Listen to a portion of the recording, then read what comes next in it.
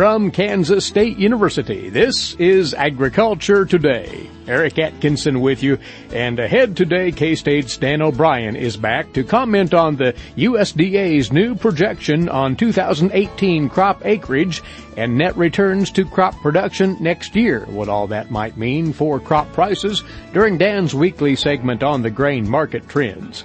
Then a few moments with the K-State Crops team, which recently captured the 2017 National Collegiate Crops Contest Championship outright. We'll talk about that experience with their coach, K-State's Kevin Donnelly, along with team members Keren Duerksen, Nathan Ryan, and Kaylin Fink.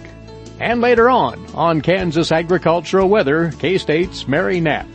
All this and more straight ahead on Agriculture Today.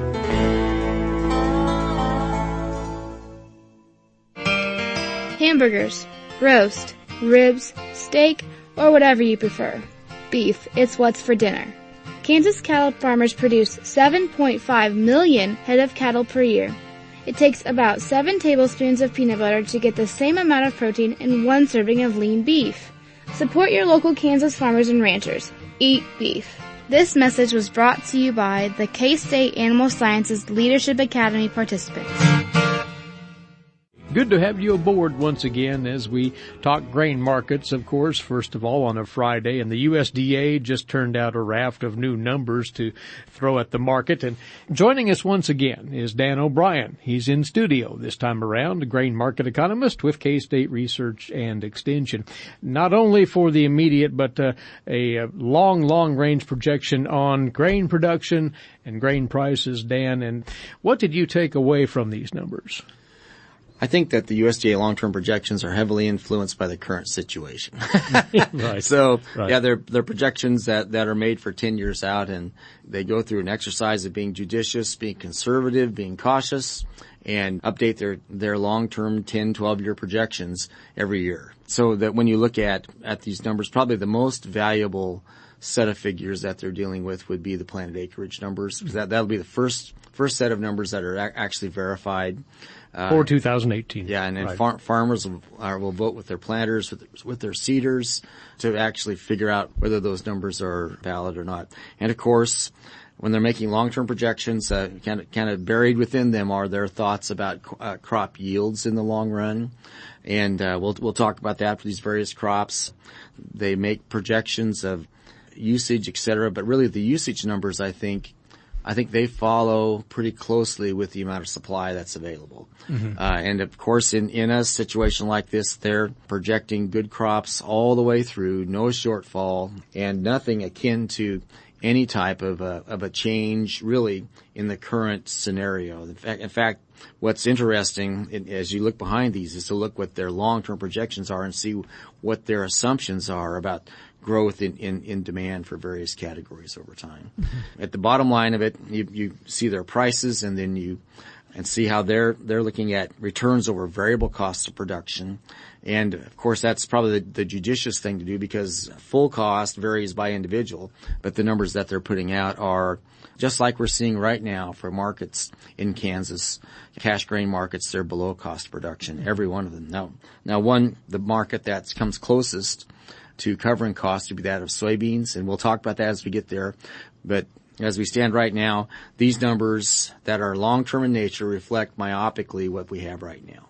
Let's go right to what the USDA is thinking at the moment about acreage for corn, soybeans, wheat, grain sorghum in 2018.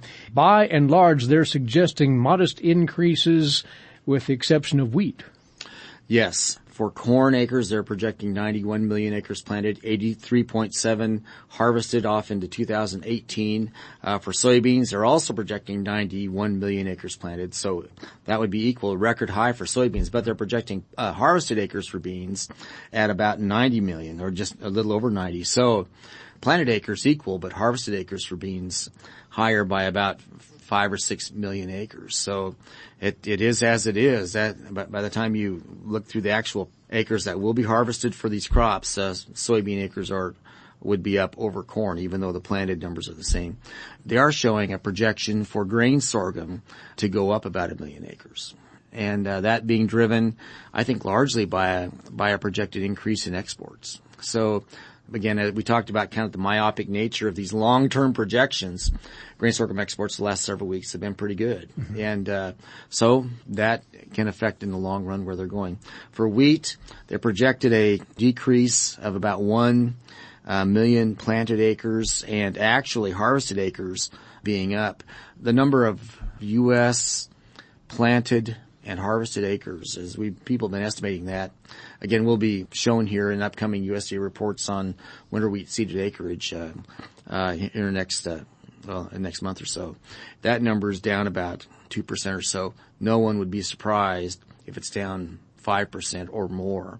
So that number is the first number out the gate. By the way, these acreage figures and all these numbers will be updated in the latter part of February when they have their USDA Outlook conference. But as a starting place, these numbers that we've shown for acres and for the rest of the supply and demand balances and prices are very, very, very conservative estimates of where things might go. And I would also add in, when you look at their long-term projections, they show growing stocks, no drought, no shocks to the system, nothing akin to one drought year, 2 or maybe even 3, nothing akin to any crop problems.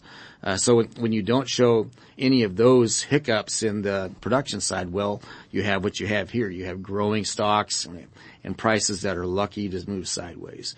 But whether that's the long term that we'll have, if we asked that in 2013, we'd say no way. Well, now we're several years into pretty good crops and wondering when in the world we might have anything else other than that. So our myopic perspective right now, and the USDA's, is that, gosh, it's hard to foresee anything other than where we're at now. But I'd still contend in the long run we have a lot more variability over time than we've been showing the last several years. Dan, as you said earlier, though, the crux of this report really may rest with the returns over those variable costs, as would be anticipated.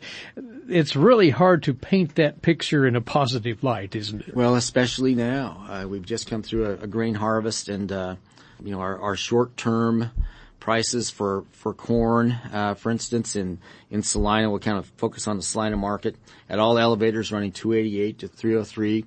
And, with tremendous yields, we may have dropped our overall costs down to the place where we're within shouting distance of covering things. We probably, at those prices, are still right now covering variable costs, but people have a lot of variation in what their fixed costs are. Mm-hmm. Family living, if they're buying land, etc.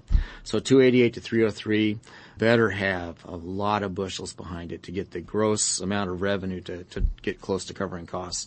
I would say the new crop bids in Salina reported yesterday, 333 to 338. Again, a little higher, well, about 35 cents higher or more, higher than current cash bids. And what that says, if you're going to forward contract those prices, you better plan also on another great big year of production to come near having those be something that cover your costs. And really pretty similar story for grain sorghum. In fact, in the short run at the terminals, you've got a grain sorghum bid in the Salina area about 327 as of yesterday.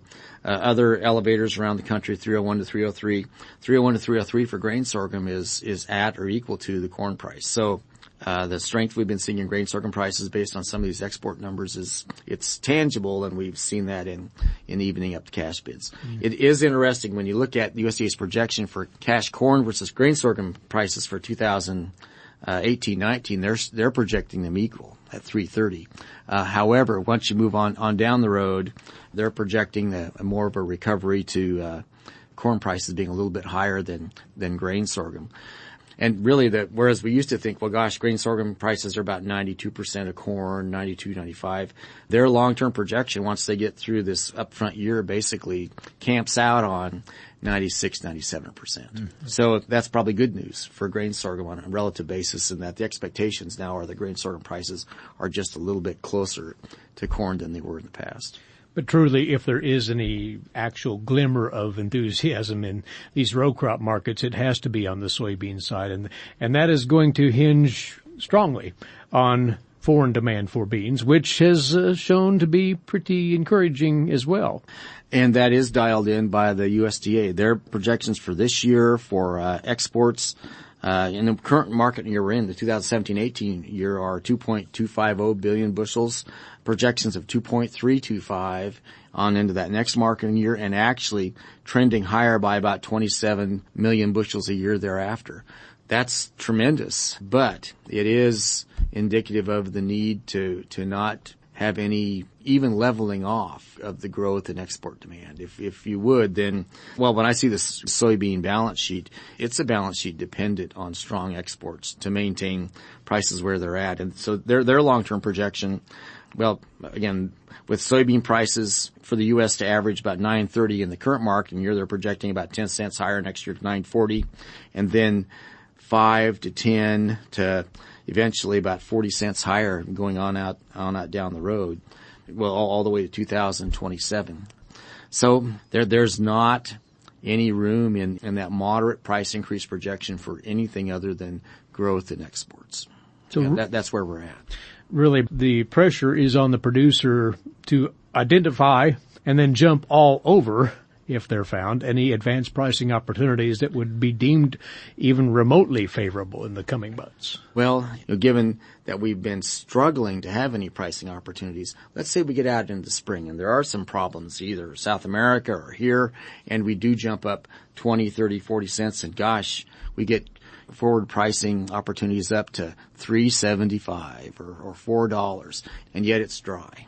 And we could be moving higher. Mm-hmm. It'll be a really excruciating decision to start forward pricing at those levels, even though they're only back up to break even, when, it could be that there's something much higher. But until you get into, literally with all these supplies right now, until we get into some unforeseen change in demand outlook, something to take us higher, we're right now, anytime we look out to the future, we have exactly what the USDA numbers show now, basically moderate to low prices. We appreciate your comments, Dan, and next Friday we'll talk these grain markets once again. Thank you. Thanks, Eric. Mike side with us, Dan O'Brien, grain market economist, K-State Research and Extension, and you are tuned to Agriculture Today. Did you eat today? Thank a farmer. A way to get more involved in agriculture is through 4-H and FFA. Through 4-H and FFA, we have been given multiple opportunities to grow as leaders and learn more about agriculture. You can learn skills related to jobs, public speaking skills, and you get the opportunity to travel around the country and meet new people. If you want more information about getting more involved in 4-H and FFA, visit them on their websites at kansasffa.org and kansas4h.org.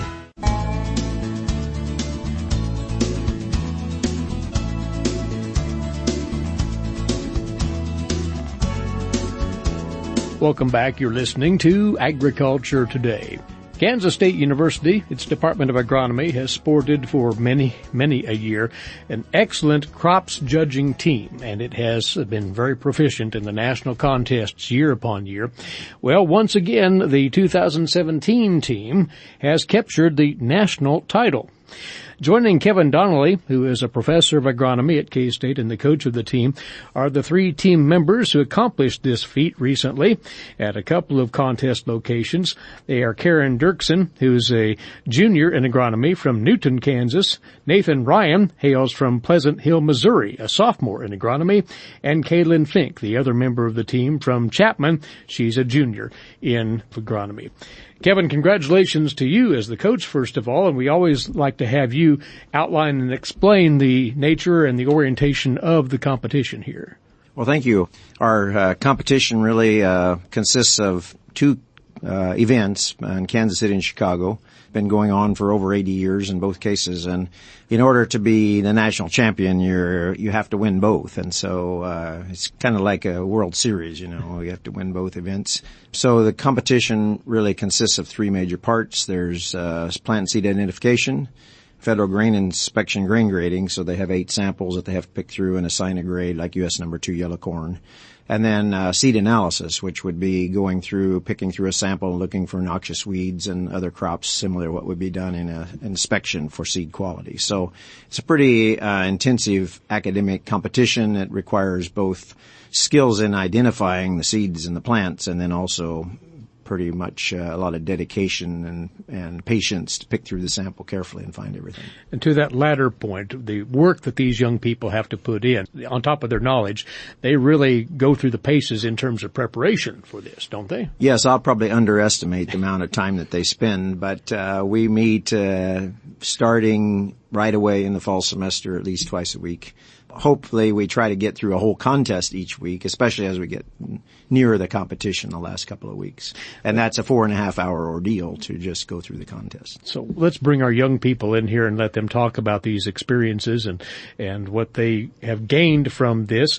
We'll start with Kaylin, since she's sitting right next to you, Kevin, and have her talk of this.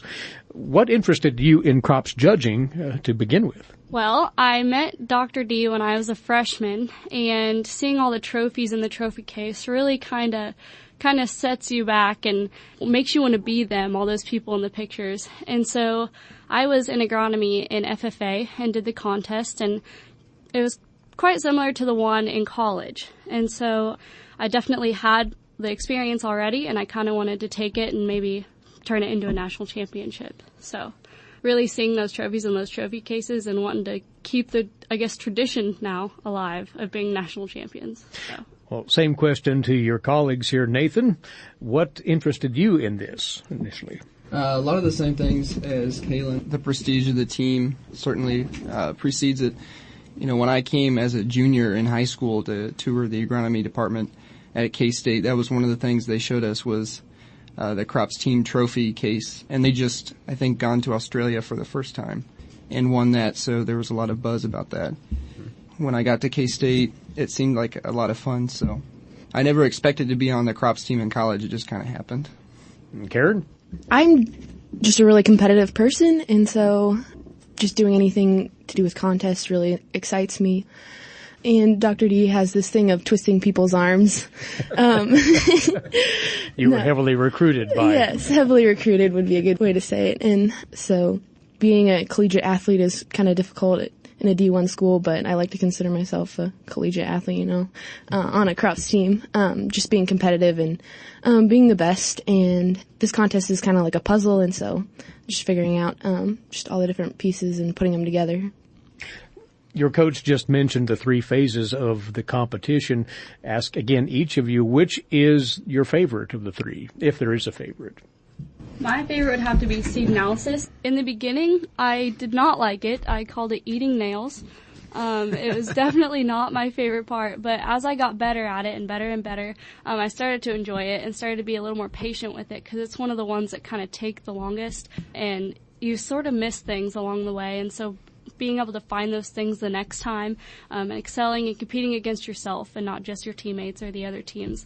That was definitely my favorite part of the contest, the seed analysis and learning that patience, because I don't usually have that a whole lot. So, how about you, Nathan? My favorite is the grain grading. It's a pretty complex process, and there are a lot of rules put together by the federal government, of course. And so it's a huge puzzle, and to get everything absolutely right on a sample out of 75 points, there's a million different ways to trip up and miss a point or two. And so, yeah, it's just very complicated, and it's rewarding when you do it correctly and you see that 75. I might interject that Nathan did have a perfect score in grain grading. It's a very rare event, so he did have it down pretty well. It's a big accomplishment indeed. Karen? I'd have to say seed analysis, like Kaylin. With the other 2 parts of the contest, you can kind of see what's coming, and seed analysis, you're looking at tiny seeds and picking out other tiny seeds that look exactly like the base sample. So just the challenge that comes with seed analysis, and like she said, the patience that goes with it, and yeah, you feel a sense of accomplishment when you can find each different seed in each sample. Now, this is a team accomplishment, but we do want to recognize as well that Keren was the high individual at the Chicago contest. Nathan was the top individual at the Kansas City contest. So for you two, that must be extra special, isn't it? Yeah, I think that it's really rewarding to get an award like that after all the time that you put into it. And it is a team event, but personally, it's rewarding to get something like that. Yeah, I'd have to agree. And especially just after, going through a class to get into this competition, and then spending last year as an alternate and seeing the other teams, compete. And then this year, getting to go and be the high individual was really rewarding and really good. Now, all three of you are underclassmen, so you've still some schooling to go before you finish your degrees here at K-State. How do you see, though, these activities, this information that you gleaned as you prepared for these contests, how do you see all of this serving you on down the line? Oh, one thing that is definitely going to help probably all of us in what we do is plant identification. That is what I think is the most one that's going to be applicable to our careers. If you're going to be a consultant, that's the most applicable, and I think that those are definitely good skills to have. But the bigger skill that I think that we probably all got was the hard work and determination. So I think we can definitely go out there and find a challenge and tackle it, especially with Keren being competitive and Nathan and I just kind of dragging along. But yeah, the hard work concept and being really competitive and determined is definitely something we definitely took out of it. Yeah, just anytime you set a goal for yourself and then achieve that goal, you're building character, and that's going to help in the long run. And being able to identify, 300 different plants, weeds, and diseases is going to be very helpful and give us an edge on, in the job market. Yeah, kind of like Kaylin was saying, probably the biggest thing I gained from this was just patience and determination, and just sitting in the contest, and after a week of really extensive practice before the contest, we do really a lot of practice that week in being so tired, but knowing that the reward is there out there and just pushing through. That's something I really learned from this contest. Kevin, it's gratifying to you not only to have these fine young people under your wing and achieving the ultimate goal here, but K-State has retained the title. The team shared it the previous year, last year, so it's exclusive this year outright. Yes, I think we're at 15 out of the last 19 years, so we do have a nice string going, and that precedes me, certainly, with Dr. Posler, who led the team for many years. And so I just, really appreciate the opportunity to work with these students. They're the students that I will remember long after this is over. Lastly, if anybody out there would like to know more about the crops team, how it works, what's involved, so forth, why your door is always open to any questions, right? Certainly would be. And then one final comment, I guess, is we don't do this without a lot of support, both of the department and the College of Ag and the Student Government Association here at K-State that provides funding for us. And also our sponsors. We had some new sponsors this year. Pioneer, DuPont Pioneer was our lead sponsor in Kansas City, and they were new, and so appreciate them joining the force. A company out of Missouri, actually, GFG Ag Services was new as well, and CHS. So we've had a number of sponsors that have been long-term to help us out to provide the funding for that. Kansas City Growmark Company and Society of Seed Technologists are the ones that provide that support. So that's who helps make these things possible as well. Invaluable support, and a nod to those folks, of course. Congratulations to all of you once again for the national title being brought back to Kansas State University, and we appreciate your time right here. Thank you. Thank you. Thank you. Thanks. With us on this part of Agriculture Today, agronomist Kevin Donnelly of K-State. He does coach the K-State Crops team, which did retain the national title this year in the recent competition in Kansas City and Chicago earlier this month. The team members once again, Keren Duerksen, she's from Newton, Kansas, Nathan Ryan from Pleasant Hill, Missouri, and Kaylin Fink from Chapman, Kansas. Now, this break. When we come back, today's agricultural news headlines for you, along with this week's edition of the Kansas Wheat Scoop. That with Marcia Boswell. And once more, standing by with this week's word on Kansas agricultural weather, Mary Knapp. Right here on the K-State Radio Network. While many people know hunger is an issue in developing countries, it is also a problem in our own backyards. In 2010, 1 in 7 Kansans struggled to put adequate food on the table. 2 K-State research and extension programs are tackling this problem. The Family Nutrition Program and Expanded Food and Nutrition Education Program reach thousands of Kansans in more than 70 counties. They learn how to eat healthy with a low budget. For more information about these programs, visit ksre.ksu.edu.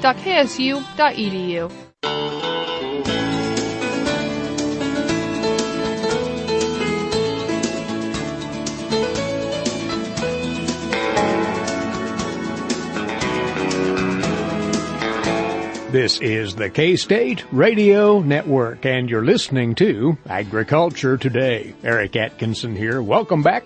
Now for you today's agricultural news headlines, in brief, courtesy in part of DTN. Well, Bayer has edged another step closer to its acquisition of Monsanto. Today, the companies announced the Committee of Foreign Investment in the U.S. has completed its review of that union and has found no concerns.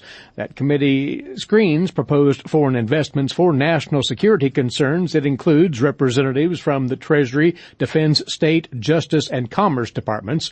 The two companies say they will continue to cooperate with other authorities to complete the merger by early 2018. Back in September, Bayer pushed back its expected closing date for the deal from the end of this year to early next year. In October, the companies said the European review of the transaction would likely conclude in March.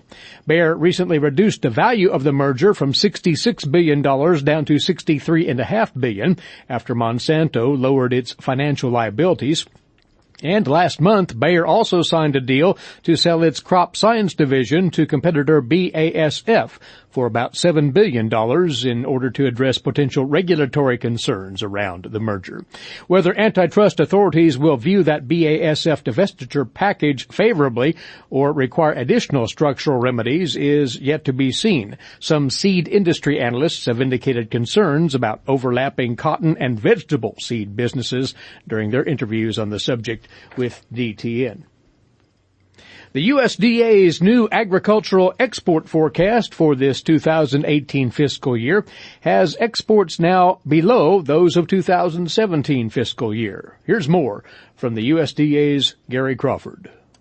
After surprisingly strong U.S. ag exports in fiscal year 2017, we're looking at a relatively favorable position for U.S. exports in 2018. Not as strong, however, as this past year. This from the Agriculture Department's Deputy Chief Economist Warren Preston. Thursday's new USDA export forecast for the current year, $140 billion worth, up $1 billion from the August forecast, but that number is down about $500 million from last year's pace. The forecast says the global economy will see good growth in this fiscal year. The U.S. dollar could weaken. That would help exports. So why is the forecast down $500 million from 2017? Preston says a lot of it has to do with corn. We are projecting the value to be down from 2017 at $8.5 billion versus almost $9.7 billion in 2017. Reasons: lower prices, smaller volume, and more competition from South America. Also, analysts expect about $1 billion less in cotton exports. Gary Crawford for the U.S. Department of Agriculture, Washington.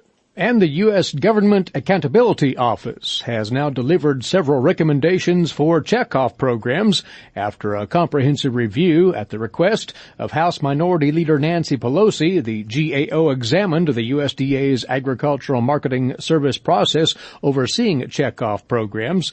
The GAO evaluated the extent to which the AMS had addressed previously identified weaknesses in its oversight, along with how the effectiveness of the programs has been evaluated and what the results have indicated. The GAO advises several changes to the AMS oversight of the 22 checkoff programs to enhance transparency. Among those, the GAO says that the AMS has made a noticeable stride in improving its oversight of checkoff programs. However, it found that the service does not consistently review subcontracts or ensure that certain documents are shared with stakeholders on program websites. It also notes that the AMS should establish a mechanism for documenting and tracking follow-up with checkoff boards on the implementation of management review recommendations, and it says that the AMS should ensure that annual independent audits include the statements of assurance that are outlined in the standard operating procedures. Well, over this past year, the Wheat Foods Council has ramped up its efforts to inform food and nutrition influencers of the role of wheat-based foods in a healthful diet. It appears that the message is resonating in a positive way, as reported by Marcia Boswell on this week's Kansas Wheat Scoop. Marcia? With grocery store shelves packed with misleading labels and seemingly endless options, consumers are more confused than ever about the foods they should and shouldn't eat. When these consumers have questions, they often look to influencers to point them in the right direction. 2017 marked the inaugural year of the Wheat Foods Council's new strategic plan, reaching out to influencers like registered dietitians and personal trainers while educating about enriched flour and wheat breeding. Adding the personal trainers as a new target influencer group was a critical element of the Wheat Foods Council's new strategy. Through research, the Wheat Foods Council was able to observe that on average, personal trainers knew very little about nutrition and wheat foods, while regularly giving their clients dietary guidance. Low-carb and paleo diets have been the talk of gyms across the country, but these trendy diets don't have strong roots in science and nutrition. Wheat Foods Council has reached out to personal trainers with an aggressive mix of programs to arm them with nutritional knowledge that can benefit their clients. The Center for Nutrition and Athletics was founded by the Wheat Foods Council as an avenue for personal trainer education resources and is gearing up to offer continuing education credits and units. These lessons will be accredited by the American College of Sports Medicine or the Academy of Nutrition and Dietetics. In addition, the Wheat Foods Council exhibited and presented at the American College of Sports Medicine Health and Fitness Summit and Expo 2017, a major personal trainers convention. The Wheat Foods Council also presented a webinar on carbohydrates, performance, and weight loss, which drew over 2,000 personal trainers, the largest audience ever for American College of Sports Medicine webinar. Influential chefs were also a target demographic for the Wheat Foods Council during 2017. They hosted an event at the Culinary Institute of America, focusing on enriched flour and how to incorporate new and unusual wheat foods into their restaurants' menus. The Wheat Foods Council also hosted the Enrich Your Life 5K Run in conjunction with the National Festival of Breads in Manhattan, Kansas earlier this year. The Wheat Foods Council's communications program helps the wheat industry by capturing the attention of today's media, nutrition professionals, and influencers, and ensuring that they have the science-based information they need to combat the misinformation surrounding wheat. Wheat Foods Council continues to educate so influencers can respond with accurate information and confidently continue to recommend wheat and wheat-based foods. For more information on the Wheat Foods Council and its programs, please visit wheatfoods.org. For Kansas Wheat, I'm Marcia Boswell. All right, Marcia, many thanks. Standing by to talk Kansas agricultural weather, K-State's Mary Knapp. Next on Agriculture Today. Legal and financial concerns surround the day-to-day management of the agricultural industry. Producers, ag creditors, and USDA agencies rely on Kansas agricultural mediation services. If you've received an adverse decision from the USDA or have an ag credit concern, call today, 800-321-3276, or visit us online, Kansas Agricultural Mediation Services, exploring options, generating solutions.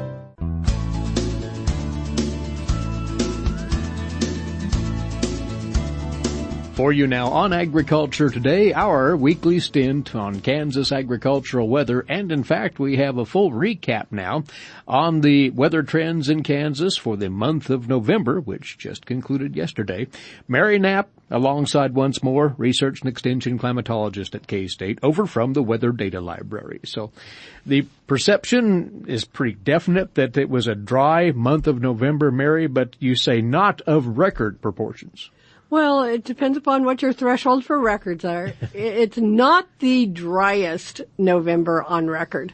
Believe it or not, we have had a November where there was absolutely no precipitation at all statewide.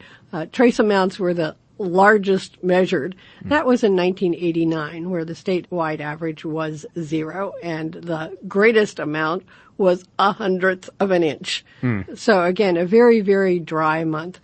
This one was dry enough to keep people's attention, and it's part of a three-way tie for the 6th driest, with 1/10 of an inch of precipitation. Two of the other years that had that same low amount was in 1914 and 1955. Again, statewide average of 1/10 of an inch. Not much to talk about at all.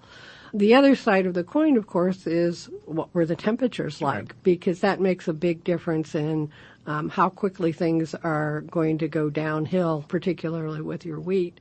We averaged 44.2 degrees Fahrenheit for the month, and that will come in just a shade above normal at 1.6 degrees warmer than normal.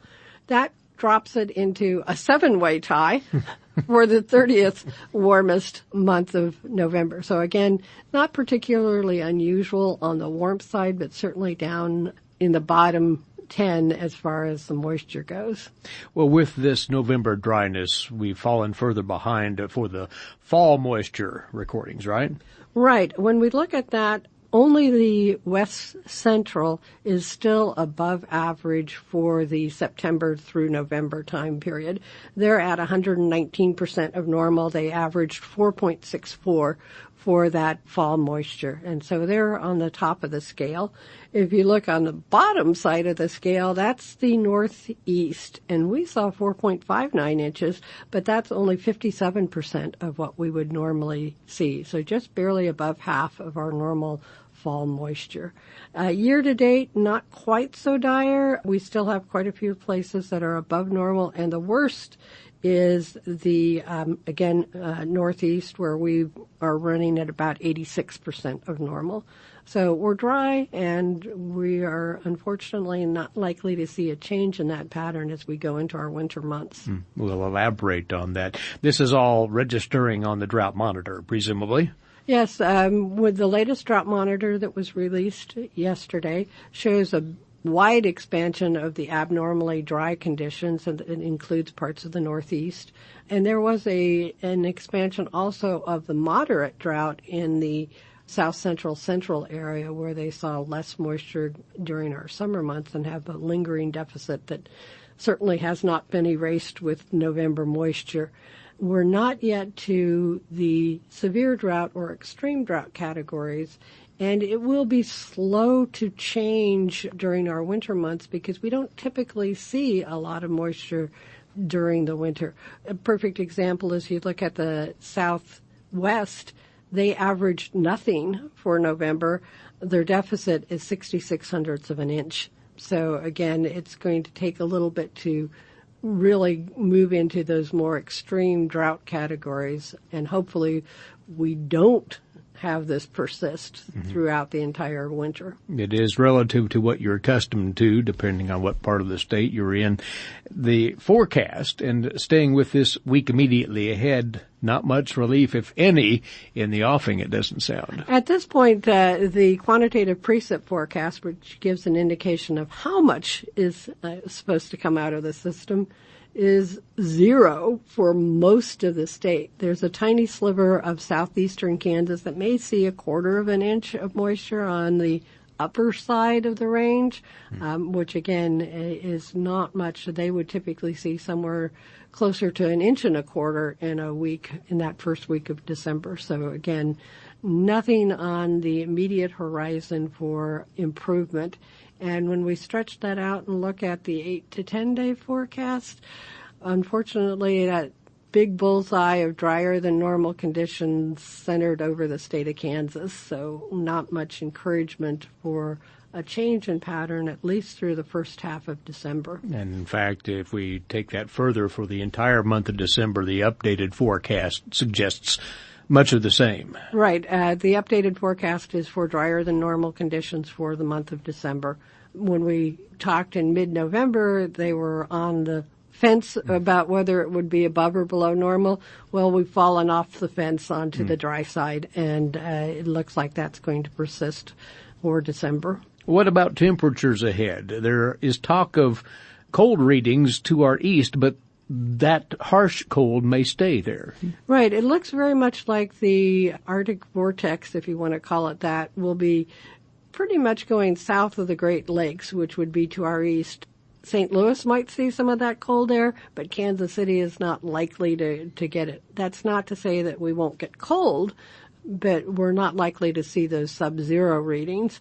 The coldest reading we had in November was a 12-degree reading up in north central Kansas, And certainly temperatures in that range are very much possible as we go through the month.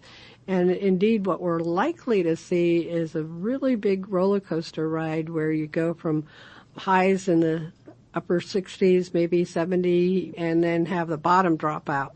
And that's not unusual with a dry air mass in play. Get a little bit of solar heating during the day, and we, even with a shorter day length, we still have that potential, and then have the bottom drop out as soon as the sun sets. Well, we'd certainly welcome a shake-up in this pattern, but it's just not in the cards. At this point, there's not anything on the near-term horizon that would indicate any switch in that. The Gulf moisture is moving more to our east, so up along the Appalachians. And when the systems come out of the west, most of the time any moisture that was with them got squeezed out. Again, not to eliminate any possibility, but the likelihood of having major precipitation amounts are simply not in the cards at this point. Mary, we appreciate it. Thank you. Thanks, Eric. And joining us once again, research and extension climatologist at K-State, Mary Knapp, on Kansas agricultural weather, capping off this Friday edition. Thanks to you as well for being along with us, and enjoy your weekend. Eric Atkinson here. This has been Agriculture Today over the K-State Radio Network.